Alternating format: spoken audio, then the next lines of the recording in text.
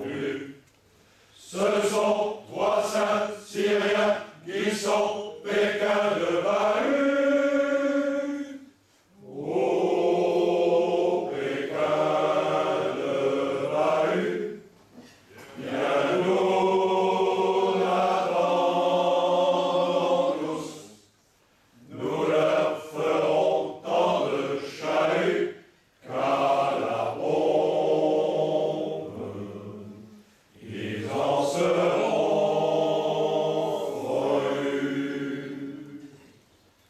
Un soir, dans une nocturne immense, 600 martyrs étaient assis. Les uns disaient: ah, quelle chance! Dans 6 mois, nous serons partis. Les autres d'un air lamentable,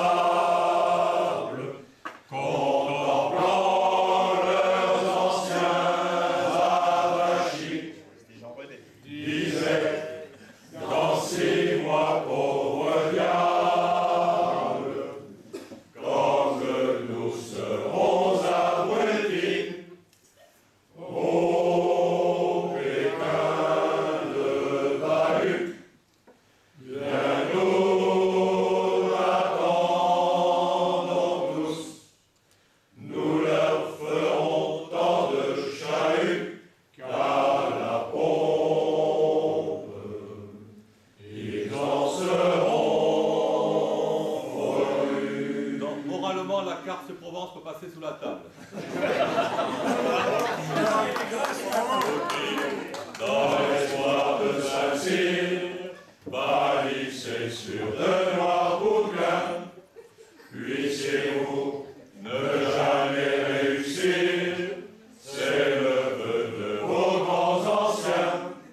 Si vous connaissiez les horreurs de la pompe et du bataillon, vous préféreriez les douceurs de la vie que les Pékins ont. Sous la table, les bazars.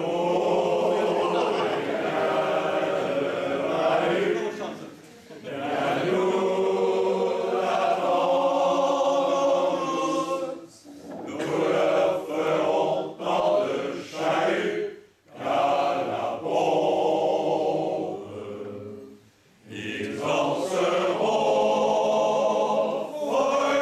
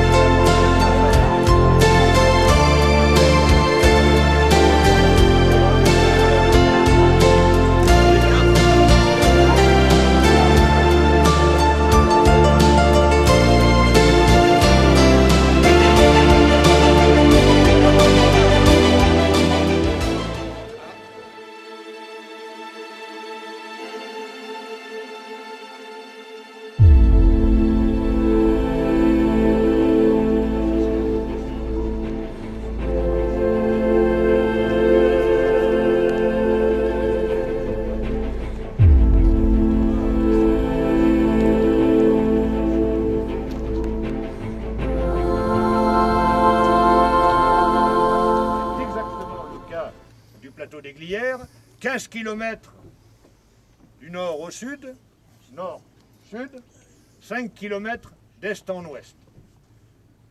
Une sorte de forteresse naturelle composée en fait de 3 à 4 sous-ensembles. D'abord la partie centrale, nous y sommes, col des Glières, altitude un tout petit peu moins de 1500 mètres, complétée par une partie qui est derrière, où la crête là-bas, où vous voyez quelques sapins qui se découpent dessus, qu'on appelle la plaine de Dran avec Notre-Dame des Neiges, et puis des appendices. Au-dessus, en fait, une sorte d'autre plateau qui est au-dessus de cette crête, la montagne des Auges, avec un belvédère extraordinaire sur le massif du Mont-Blanc et les Aravis.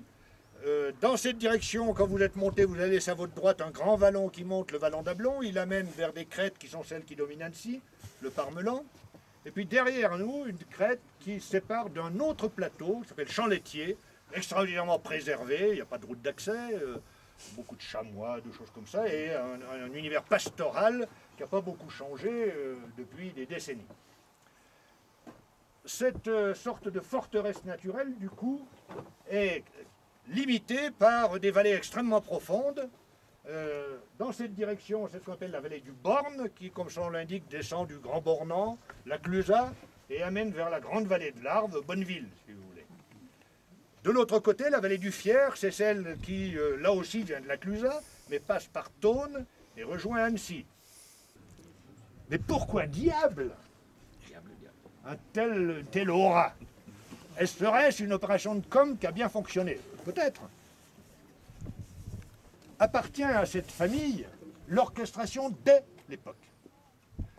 Dès l'époque, c'est Maurice Schumann à la radio de Londres qui proclame « Il y a 3 pays qui résistent en Europe. La France, la Yougoslavie et la Haute-Savoie. » Bravo. Et qui tous les jours, en rajoute. Pourquoi? Parce qu'on est dans ce moment, en février, mars 1944, où le général de Gaulle a un besoin impératif vis-à-vis de Roosevelt de montrer que les forces qui sont derrière lui ne sont pas les maigres forces, eu égard à la puissance américaine de la France libre, mais que derrière, il a le peuple de France.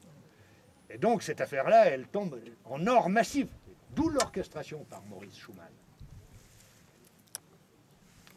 Et puis, il y a, et surtout aujourd'hui, beaucoup plus qu'à notre époque, je me tourne vers les Bernards, c'est le chemin qui a été parcouru depuis est saisissant, beaucoup plus qu'à notre époque, aujourd'hui, je crois que les enseignants, notamment, tous ceux qui sont détenteurs d'autorité et qui se rendent bien compte que notre pays, s'il continue comme ça, court à de graves difficultés, que notre pays, plus que jamais, a besoin de valeurs communes qui s'imposeraient à tous. Et très nombreux sont ceux, que ce soit les enseignants, les politiques et autres, qui ont compris qu'on avait là un certain nombre d'ingrédients tout à fait exceptionnels qui nous disent, au fond, aujourd'hui, pourquoi nous voulons vivre ensemble. Et ça marche de façon exceptionnelle, j'y reviendrai tout à l'heure. Et voilà, c'est qu'au-delà d'une, on le verra, d'une certaine modicité des fêtes, il y a une extrême richesse des symboles, des valeurs dont ce site est porteur, et en plus avec un cadre qui est relativement attractif. Je n'épilogue pas sur le tragique mois de juin 40.